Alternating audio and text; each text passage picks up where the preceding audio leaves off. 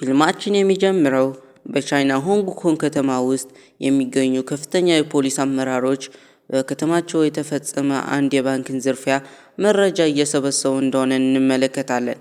የሆንግ ኮንግ ፖሊሶች ባደረጉት ማጣራት ዘራፊዎችን ተሳክቶላቸው ወደ ባንኩ ሰብረው ቢገቡም የዘረፉት ነገር ግን ካዝና ውስጥ ከሚገኘው ሳጥኖችን ፋሽንጉሮ የተባለው ባለ ሀፍ ሳጥን ማስታወሻ ብቻ እንደወሰዱ ፖሊሶች ይደርሱበታል። ማስታወሻ ደብተሩን የተሰረቀበት ፋሽንጉሮ ፖሊሶች መረጃው ሲነግሩት የሚይዘው የሚጨብጠው በማጣት ማስታወሻ ደብተሩ በክሪፕቶ ከረንሲ መልክ የነበረው $5 ሚሊዮን ዋጋ ዲጂታል ገንዘብ የይለፍ ቃል እንደያዘው ፖሊሶችን አስረድቶ ዘራፊዎችን እንዲይዙለት መማጸኑን ይቀጥላል።